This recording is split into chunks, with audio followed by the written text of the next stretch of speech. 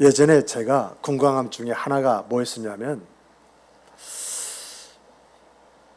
성령과 교회를 속이다가 죽었던 아나니아와 삽비라 이야기가 사도행전 한 5장 정도에 그게 기록이 되어 있을 거예요. 그 사람들은 구원을 받았을까? 못 받았을까? 지금 어디 있을까? 여러분 어때요? 구원 받은 것 같아요? 받지 못한 것 같아요? 지금은 하나님의 나라는요, 지금은 낙원과 음부로 이렇게 구분이 되어 있어요.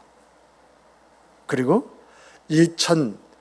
천년 왕국이 주어질 때, 그때는 천년 왕국과 그냥 그때도 음부예요. 근데 마지막에는 천국과 그 음부가 지옥으로 바뀌어버려요. 그런데 이 아나니아와 삽비라는 지금 죽었으니까 아직 그 왕국이 시작되기 전이니까 낙원과 음부인데 이 사람들은 낙원에 있을까? 음부에 있을까? 분명히 베드로 목사님이 뭐라고 해요? 어찌 너희들이 하나님의 성령을 속이고 성도를 속일 수가 있느냐라고 이야기했거든요. 이 성도가 교회죠. 그러니까 너희가 어떻게 하나님의 성령을 속일 수가 있고 교회를 속일 수가 있느냐? 이 말 떨어지자마자 아나니아가 죽었고 3시간 후에 이 아내 삽비라가 와서 베드로 목사님이 너희들이 바칠 판 돈이 이것이 전부냐? 라고 했을 때 네, 전부입니다 라고 할 때 또 동일하게 어찌 너희들이 짜고 성령과 교회를 속일 수 있느냐 할 때에 베드로 목사님 발에 엎드려서 죽었다라고 이렇게 되어 있잖아요. 그러니까 이 사람들이 구원을 받았냐 받지 못했느냐, 지금 어디 있냐, 낙원에 있느냐 음부에 있느냐, 어디 있을 것 같아요? 또 여러분, 우리 주님께서 달란트 비유를 통해서 이 세상 이제 많은 크리스찬들에게 5달란트 준 사람도 있고 2달란트 준 사람도 있고 1달란트 준 사람도 있다. 그래서 이 사람 중에서 5달란트 받은 사람은 열심히 주로 해서 충성하고 수고하는 가운데 5달란트를 남긴다. 2달란트 받은 2달란트를 남긴다. 근데 1달란트 받은 사람 땅에 묻어놨다가 그걸 가지고 왔다. 그래서 이 게으른 종아 하고 주님이 꾸짖으면서 뭐라고 했느냐? 네가 밖에 나가 어두운 데서 일할 감이 있으리라 이렇게 이야기를 했어요. 그러니까 1달란트 받은 사람들이 이제 믿는 사람 가운데 있다라고 하는 그런 이야기거든요. 그런 사람들은 구원을 받았나요? 받지 못했나요? 그런 사람들은 천국에 갈까요? 가지 못할까요? 바깥 어두운 데서 일을 감이 있으리라 이렇게 이야기하니까 이 사람들 지금 음부에 갔을 거야. 이 사람들 앞으로 지옥에 갈 거야. 이렇게 생각을 하는데 과연 그럴까요? 그렇다고 한다면 여러분, 이건 어떻습니까? 내가 만일 내 입으로 예수를 주로 시인하며 또 하나님께서 그를 죽은 자 가운데 살리신 것을 내 마음에 믿으면 구원을 얻으리라. 사람이 마음으로 믿어 의에 이르고 입으로 시인하여 구원에 이르느니라. 주 예수 그리스도를 믿어라. 그러면 너와 내 집이 구원을 얻으리라. 이 말씀은 어떻게 된 것인가요? 아나니아와 삽비라 예수 믿었습니다. 구세주로 고백을 했습니다. 1달란트 받은 사람, 달란트 받을 때 예수를 주로 신하고 고백을 했습니다. 그런데 그 사람이 구원을 못 받았다고요? 하나님 신실하신 분 아니지요. 이렇게 말씀하셨잖아요. 1달란트 받은 사람이요, 구원 못 받는다고요? 이렇게 예수를 입으로 신하고 믿었어요. 그런데 구원시키지 않으면 하나님 신실하신 분 아니시죠.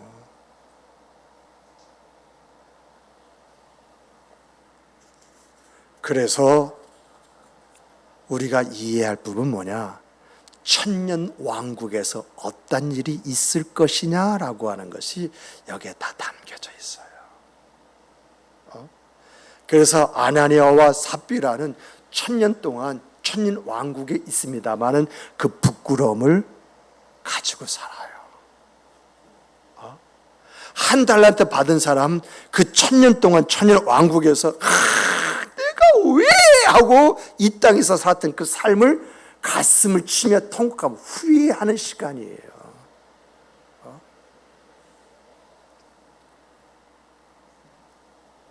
왜 그러냐라고 하면은 천국에 대해서 계시록을 보면은요, 계시록 21장인가 거기 보면은 이런 말씀이 있어요. 천국에 눈물이 있어요, 없어요? 천국엔 죽음이 있어요, 없어요? 천국에는 슬픔이 있어요, 없어요? 천국에는 울부짖음이 있어요, 없어요? 천국엔 고통이 있어요, 없어요? 없다라고 하지 않습니까?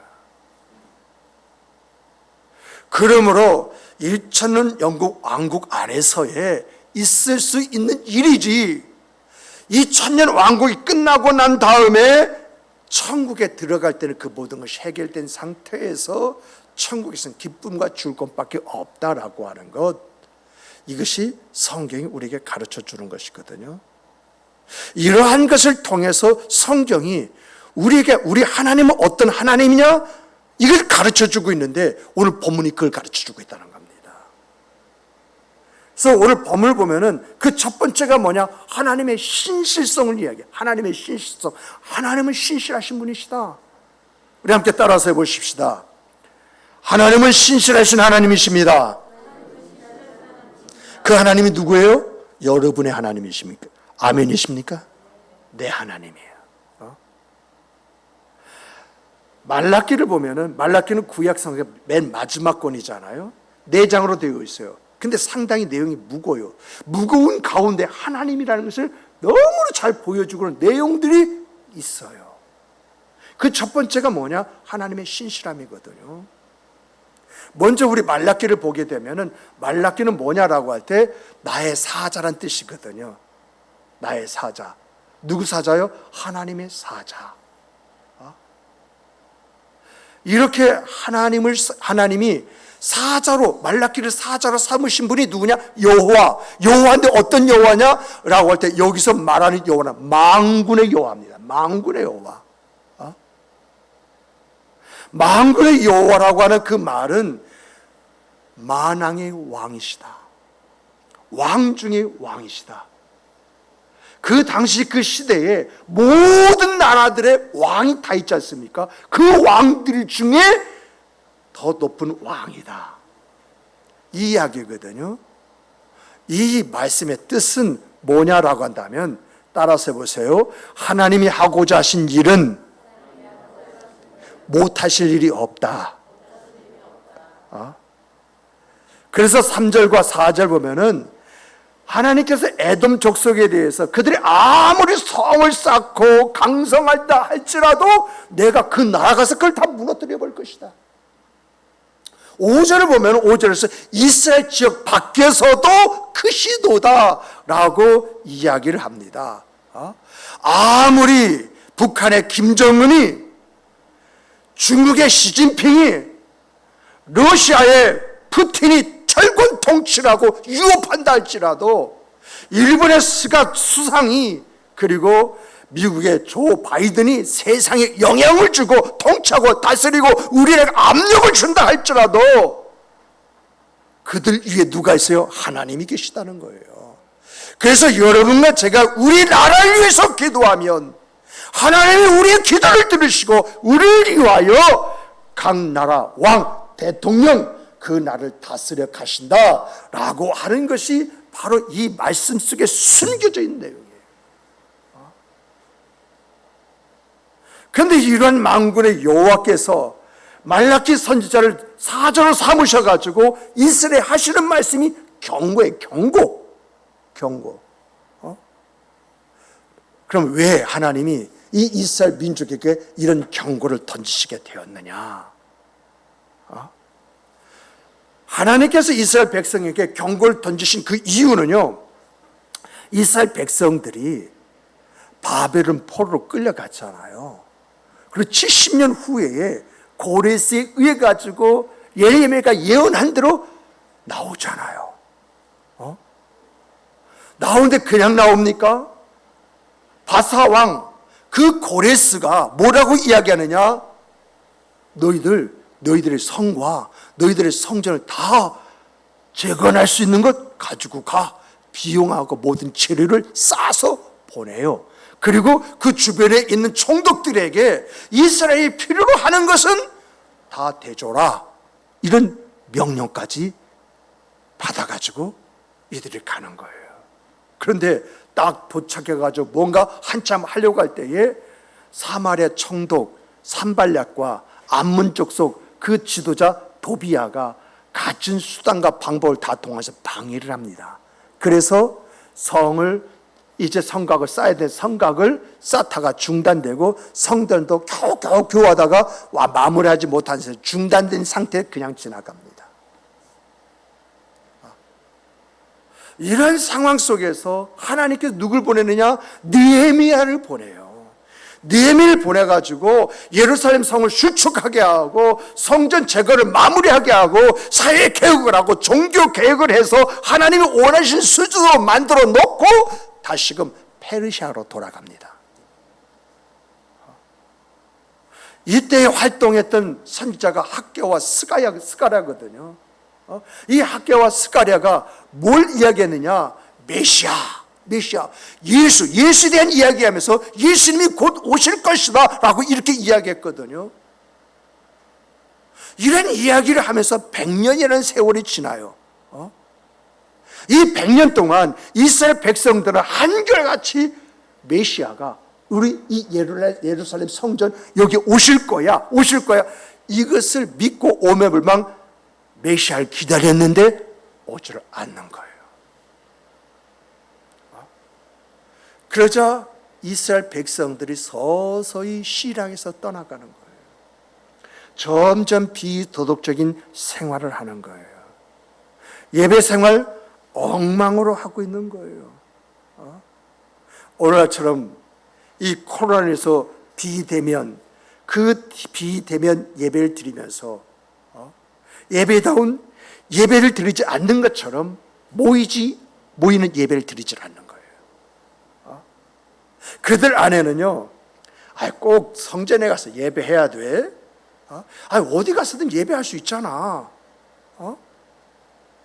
우리 중심만 바로 서 있으면 돼. 더 이상 신경 쓸 것 없어. 이런 말이 오고 가면서 신앙이 점점 나락으로 떨어져 버리는 거예요. 이런 이스라엘을 보면서 하나님이 너무 속이 상해서 그들에게 야 너희가 어떻게 내게 그럴 수가 있느냐 이렇게 이야기하니까 이스라엘 백성들이 뭐라고 말하냐? 아무리 어떻습니까? 아니 어디선지 예배만 드리면 되는 거 아닙니까? 이렇게 예배를 드릴 수 있고 저렇게 예배를 드릴 수 있는 거 아니겠습니까? 뭐 그것까지 그렇게 따지십니까? 이렇게 뻔뻔하게 말을 했다는 거예요. 근데 이스라엘 민족이 이렇게 된 데에는 종교 지도자들이 그 역할이 굉장히 컸어요. 6절 보세요. 그 당시는요 유대인 전체가 교인이에요. 신자예요. 그리고 종교 지도자는 뭐냐?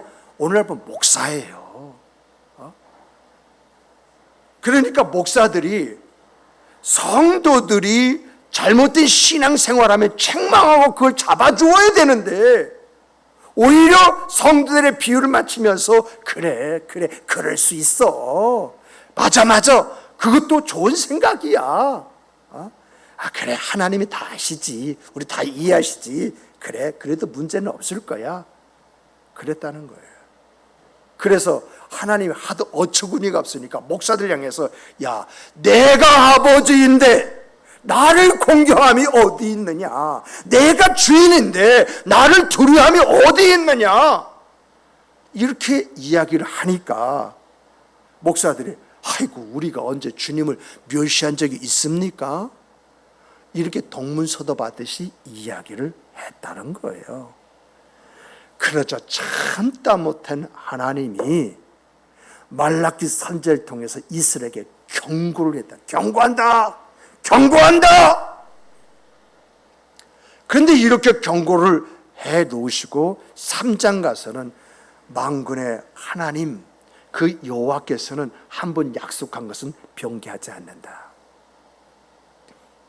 학계 선지자나 스가랴가 선지자가 이야기했던 메시아, 그 메시아는 분명히 온다라고 말씀하셨다는 거예요. 경고를 1절에서 탁 날리시고 난 다음에 3장에 딱 가가지고서는 뭘 이야기해요?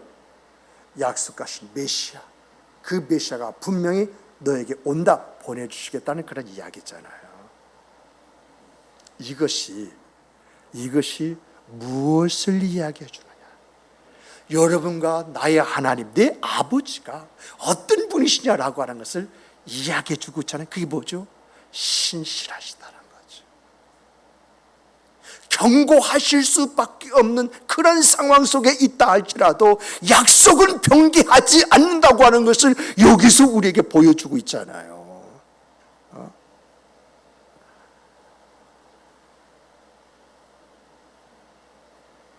그러므로 우리가요, 내 입으로 예수님이 구세해 주십니다, 이렇게 고백하면은 구원해 주신다고 그랬지 않습니까? 구원해 주신 줄 믿으시기 바랍니다. 천국을 주신다면 나에게 천국을 주실 줄 믿으시기 바랍니다. 한 번 말씀하신 건 변개치 않고 그대로 이루시는 하나님이십니다. 그래서 우리 하나님은 어떤 하나님이냐? 신실하신 하나님. 그 하나님이 여러분과 저의 아버지이십니다. 우리가 악해서 하나님의 말씀을 믿어야 할 때 믿지 못하고 죄 가운데 있다 할지라도 하나님은 우리를 버리시는 것이 아니라 어떤 수단과 방법을 통해서 우리를 돌이키게 하시고, 그래서 구원받은 자리에 세워두시고 하나님의 날을 약속하셨기 때문에 그 날을 유업으로 주신다는 것입니다. 한 번 구원을 받았다라고 한다면 그 구원받은 사람은 어떤 일이 있다 할지라도 그 사람은 천국에 들어가게끔 되어져 있다는 것입니다. 그래서 마태복음 12장 20절에서 이 말씀하시지 않습니까? 상한 갈대를 꺾지 아니하시며 꺼져가는 심지도 끈이 아니하시기를 심판하여 이길 때까지, 심판하여 이길 때까지, 이게 중요하지. 이길 때까지, 회복될 때까지, 구원을 완성할 때까지 그 사람이 상한 갈대처럼 죄를 짓고 있다 할지라도 꺾어버리지 않고, 꺼져가는 심지 아이고 저런 인간하고 확 꺾어버리지 않으신다는 거예요. 하나님이 한번 택하신 사람은, 하나님이 사랑하는 사람은, 하나님의 마음에 있는 그런 사람은 세상을 심판할 때까지 그 사람을 붙잡아 주신다. 성령을 한번 인쳐진 사람은 하나님의 택하신 사람으로서 하나님이 사랑하시고 그 사람을 마음에 두시고 그를 인도해 내신다라고 하는 것이에요. 이런 하나님이 내 하나님, 우리 아버지. 그래서 내 하나님, 내 아버지는 신실하신 분이시라고 하는 것입니다. 그러면 사랑하는 성도 여러분, 이 하나님이 내 하나님이에요. 이분이 내 아버지요. 이 아버지께 여러분과 제가 할 수 있는 것이 뭡니까?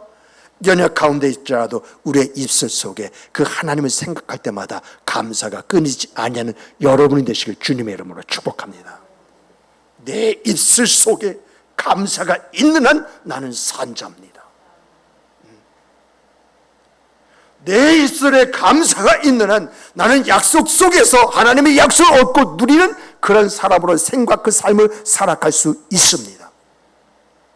그러므로 여러분과 저는 내 하나님, 내 아버지는 어떤 분이신가라고 할 때 말씀을 읽을 때마다 하나님께서는 이 말씀 나게 주셔서 아멘을 받아들이고 그 말씀이 어떻게 내 안에서 이루어지는가 지켜볼 때에 우리는 그 안에서 내 하나님, 그 하나님은 신실하신 내 아버지다 라고 하는 믿음의 확신을 더욱더 갖게 될 것입니다. 두 번째는요, 하나님의 사랑에 대해서 이야기해요. 한번 따라서 해보십시다. 하나님은 한 번 사랑하시면 끝까지 사랑하신다. 아멘이십니까? 본문에서 말하고자 하는 것은요, 하나님의 사랑은 중단이 없다는 거예요. 우리는 언제까지 사랑하지요? 좋을 때까지. 싸우면 남남보다 더 무서워요. 우리 집사람 화나는 걸 보니까 저 사람이 내 마누라 맞나? 하는 생각이 들어갈 정도로 이야 싸해지는 게 차라리 남이 더 낫겠다 하는 생각이 들어가더라고요. 근데 하나님의 사랑은요, 한 번 사랑하시면 그것이 끝이 없다고 하는 것. 그래서 하나님의 사랑에 대해서 2절에서 이렇게 말합니다. 야 이스라엘아, 에서가 누구냐? 에서는 너희가 알다시피 이삭의 장자일 뿐만 아니라 야곱의 형 아니었느냐? 너도 알다시피 장자는 그 집안과 가문을 대표하는 사람이고 그 지역에서는 그 사람을 존경하게 되어 있다. 왜? 장자를 존경하지 않으면 그 집안을 멸시하고 그 가문을 멸시하는 것이기 때문에 왼수 되려고 한다면 그 장자를 무시했었거든요. 그러므로 자연스럽게 장자는요, 그 지역사회에서 존경을 받아요. 그 사람 뒤에는 집안이 있고 가문이라는 게 있는 거예요. 재산도요, 다른 형제보다 더 갑절로 받아요. 그 동생들 있잖아요. 그 동생은 형 안에서 살아가기 때문에 마치 종처럼 살아가요. 그것이 그 당시 그 시대상이었어요. 그런데 하나님이 뭐라고요? 내가 누굴 선택했느냐? 내가 누굴 선택하느냐? 내가 야곱을 사랑하지 않았다면 오늘 야곱이 너희 조상이 될 수 있었겠느냐? 내가 야곱을 어떻게 사랑했는지 너희가 잘 알 수 있지 않느냐?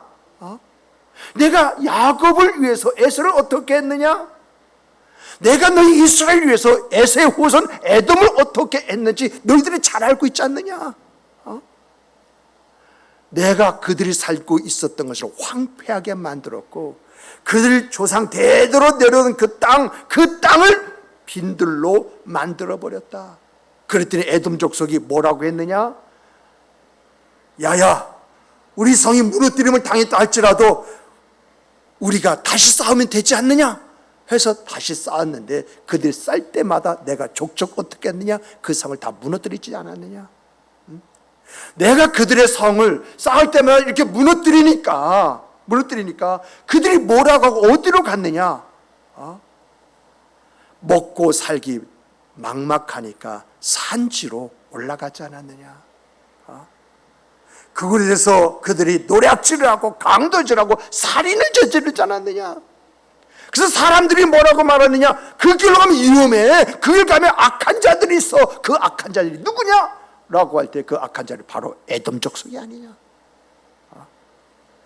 내가 너희들을 위해서 이렇게 에돔 후손들을 악한 자로 만들어 놓고 그들이 일어서지 못하도록 내가 두고두고 막았는데 내가 사랑이 없다고? 이게 사랑이 없는 거냐? 하고 물으시잖아요. 여러분, 유대인들이 2000년 동안 나라가 없이 떠돌아다니다가 지금 이스라엘 국호를 가지고 나라를 세웠잖아요. 이것이 하나님의 사랑이 아니고 무엇이겠습니까? 택하신 자를 끝까지 사랑하신다. 이것을 우리에게 보여주신 것이 바로 이스라엘의 역사가 아닙니까? 우리도 마찬가지입니다. 하나님의 사랑이 없다면 여기 이 자리에 있을 수 있는 사람이 몇이나 되겠어요? 어느 목사님이 이런 예화를 듣는 것을 내가 한번 들은 적이 있어요. 어떤 믿음이 좋으신 분이 하나님의 사랑에 대해서 막 이야기하면서 전도를 했어요. 그런데 그 이야기를 듣다가 어떤 사람이 화가 났는지 이제 그만 시끄러워 그만해 이런 말을 하면서 하나님이 어디 있어? 하나님이 없는데 무슨 사랑 타령을 해? 내가 지금부터 5분간 내가 하나님에 대해 당신 말을 하나님에 대해 있는 욕 없는 욕을 다 내가 할 테니까 하나님이 나를 죽이시지 않는다고 한다면 하나님이 없는 거야. 그런데 내가 욕을 하다 죽었어. 그럼 하나님이 있는 거야. 됐지? 하면서 5분 동안 있는 욕 없는 욕 막 이제 하다가 아무 일이 일어나지 않으니까 이 사람이 뭐라고 이야기하냐? 봐봐, 하나님이 어디 있어? 내가 하나님에 대해서 이렇게 욕을 했으면 하나님이 날 요절을 해도 요절을 해야 되는데 봐봐, 내가 멀쩡하게 있잖아. 그러므로 하나님이라는 거 없어. 이렇게 이야기를 하니까 이렇게 전도하면서 믿음 좋은 그분이 이것이야말로 하나님이 살아계시고 사랑한다는 증거가 아니겠습니까? 다른 신 같으면 당신이 이 자리에서 죽었을 것입니다. 그러나 하나님은 사랑이 하는 신이기 때문에 당신이 그렇게 하나님에 대해서 욕을 했을지라도 하나님께서 당신을 용서해 주시는 것입니다 라고 이렇게 이야기했다고 그래요. 참 그 이야기를 들으면서 사실 여부를 떠나서 하나님이 나를 이렇게 사랑하신다, 이 믿음이 왔어요.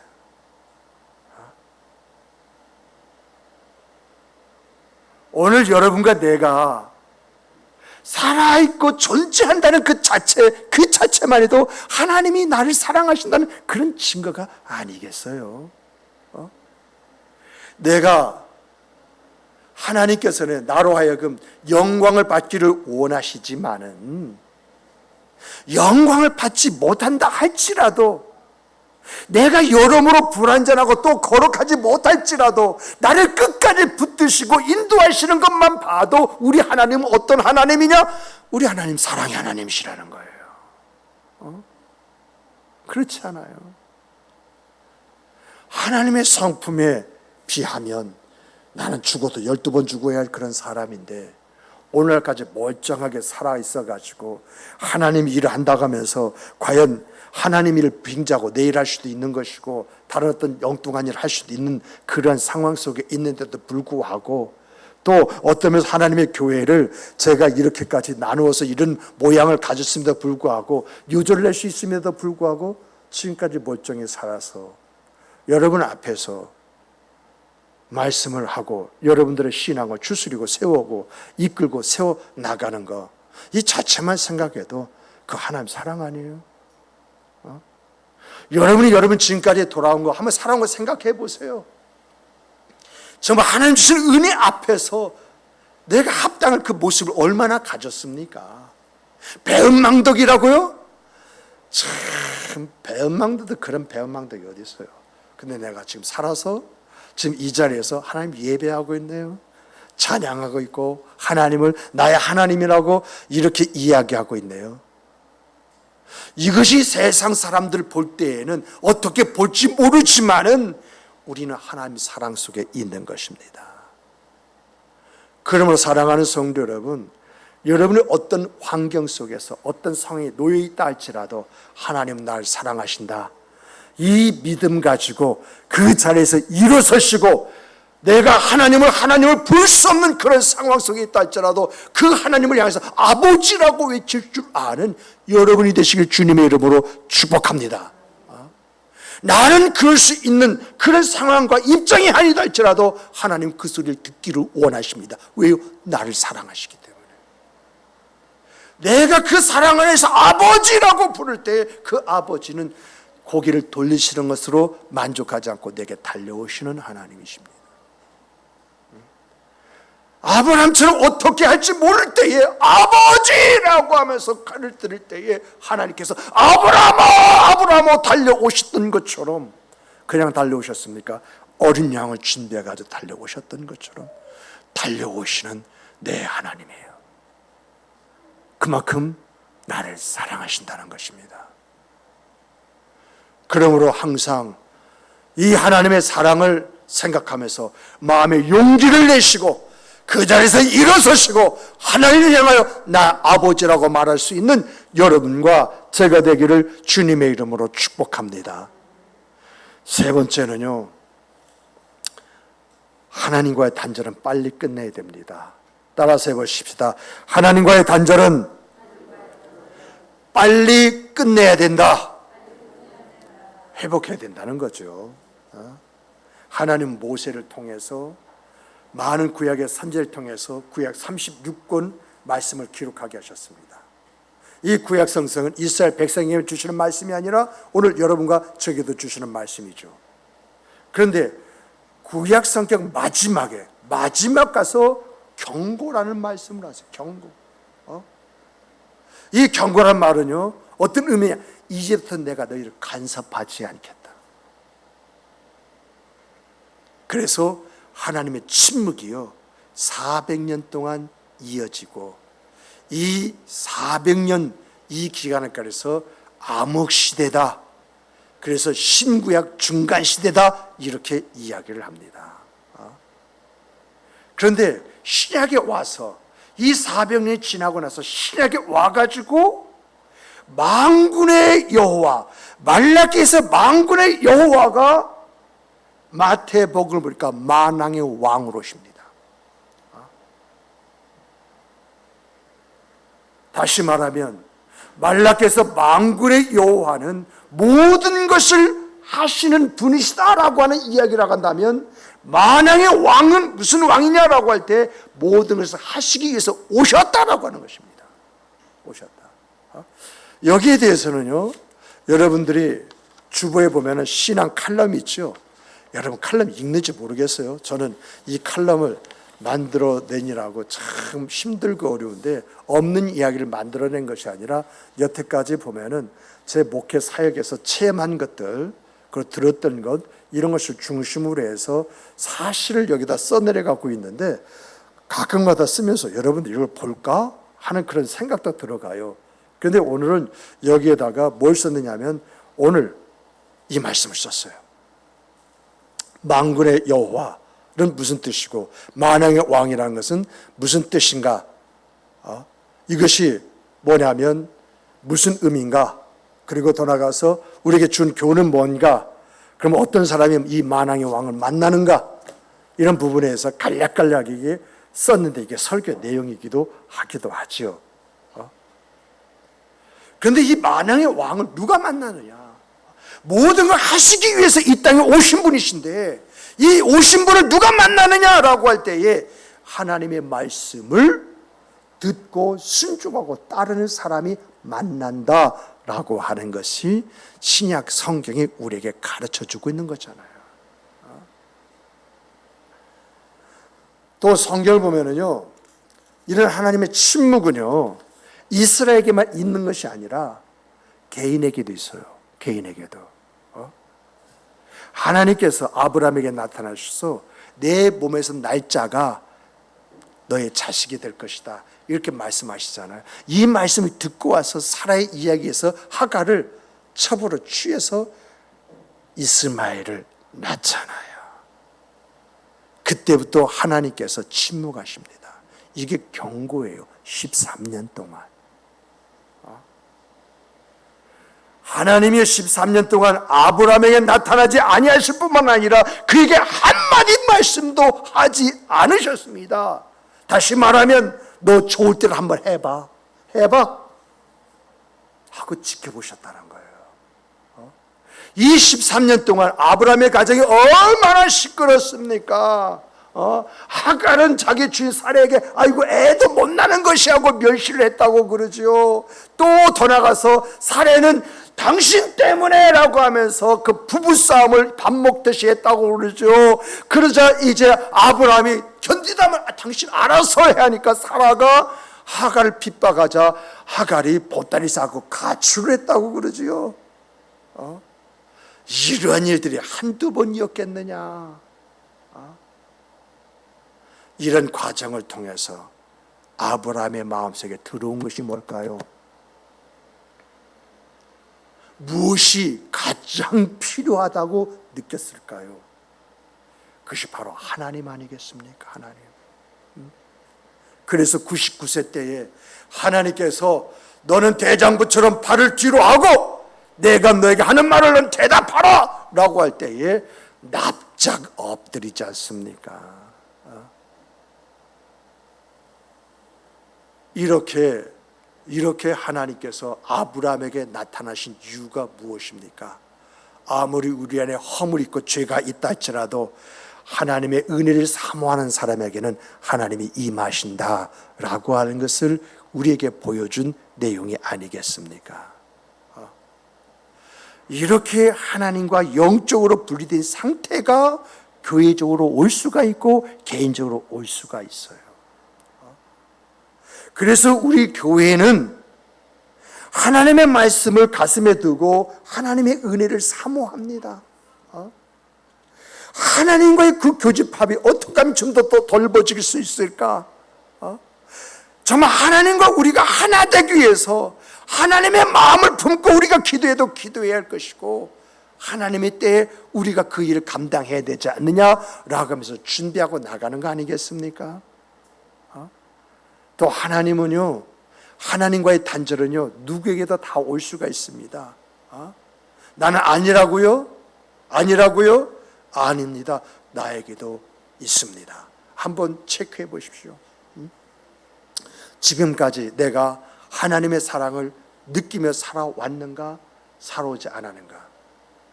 하나님의 사랑 느끼고 있습니까? 그저 무덤덤합니까?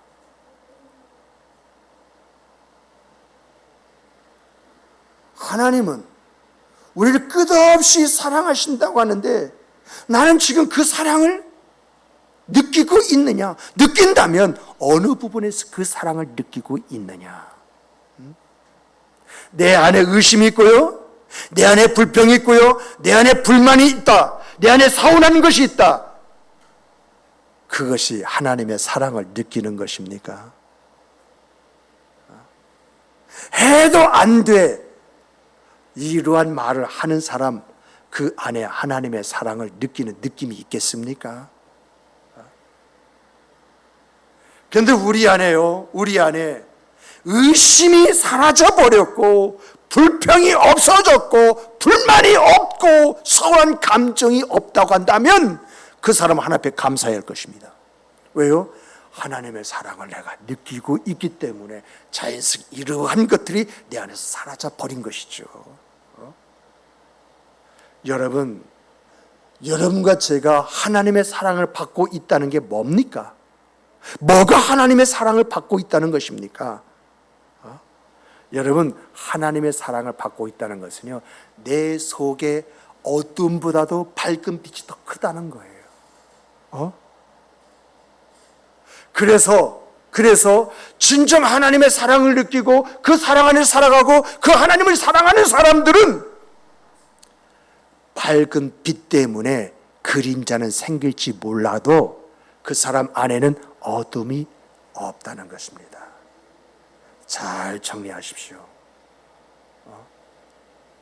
하나님의 사랑을 받고 그 사랑을 느끼고 그 사랑을 속에서 내가 하나님을 사랑한다고 한다면 그 사람에게는 밝은 빛에 의한 그림자는 있을 수 있지만 어둠은 없다는 것입니다. 빛에 의해서 누구나 그림자는 있을 수 있어요. 다시 말해 내가 하나님의 사랑을 받고 있어요, 내가 하나님의 은혜를 받고 있어요, 하나님 주신 복을 받고 있어요, 이것 때문에 그늘진 부분이 있을 수 있다는 것입니다. 이 그늘진 부분이 뭔지 아십니까? 너무 좋은 일을 만났어, 할렐루야, 기쁘고 즐거워요, 어떻게 해야 할지 몰라요. 그럴 때 내 안에 은연이 들어오는 게 혹시나 하는 염려가 들어오지 않습니까? 안 그래요? 내가 어떤 하나님의 은혜를 누리고 있습니다. 하루하루가 할렐루야 합니다. 누구를 만나도 그 하나님의 은혜와 그 하나님의 그 역사를 높이고 들고 찬송하고 있는데 어느 날 갑자기 내 안에서 내가 이렇게 나만 은혜를 누려도 괜찮은가? 내가 이렇게 즐겁고 기쁘게 살아도 괜찮은가? 라는 생각이 그림자라는 거예요. 그래서요, 여러분, 하나님의 진정한 그 사랑을 받고 그 사랑 안에 살고 그 하나님을 사랑하는 그런 사람은 혹시나 하는 그림자는 있다 할지라도 어둠은 없다라고 하는 것입니다. 그러므로 여러분과 제가 이런 생각 그 삶을 살아간다고 한다면, 이런 생각 그 삶을 살려고 한다고 한다면 어떻게 해야 되는 것입니까? 어떻게? 여러분 속에 하나님과의 단절된 것이 있습니까? 단절된 것 빨리 회복하십시오. 그 단절은요, 내 허물이 단절할 수도 있고요, 죄가 단절할 수도 있고, 내 이성적인 생각이 단절을 가져올 수가 있습니다. 그러므로 여러분과 제가 하나님 그 신실함에 대한 어떠한 의구심이 들어오고 하나님의 사랑에 대한 어떤 불만족이 내게 주어진다고 한다면 그 원인이 무엇이냐? 믿음의 문제냐? 회복하십시오. 불신앙의 문제냐? 그 불신앙을 처리하십시오. 내가 이런 하나님과의 단절에서 빨리 극복하고 이것을 해결하려고 노력하면 노력할수록 하나님은 나에게 경고를 하셨다 할지라도 다가오시는 신실하신 하나님이십니다. 나를 사랑하시되 나를 품으시고 어둥둥 내 사랑아 춤추시는 우리 하나님이십니다. 그러므로 오늘 여러분과 저에게는 하나님과의 관계 속에 단절된 것이 있다고 한다면 그것을 하루속히 빨리 회복하시는 여러분이 되시길 주님의 이름으로 축복합니다. 하나님은 살아계십니다. 그 살아계심 속에 우리에게 보여준 신실함이 있습니다. 하나님의 그 살아계심 속에 하나님의 그 사랑, 나를 향한 그 사랑이 있습니다. 이 신실함과 이 사랑 속에서 나의 주, 나의 하나님 되심을 찬송하면서 그 안에서 내가 이제는 하나님 사랑하는 사람답게 내가 어떻게 살아갈 것인가, 이 삶이 분명해지는 여러분과 제가 되기를 주님의 이름으로 축복합니다. 축복합니다. 축복합니다. 우리 함께 기도하시겠습니다. 기도하시겠습니다.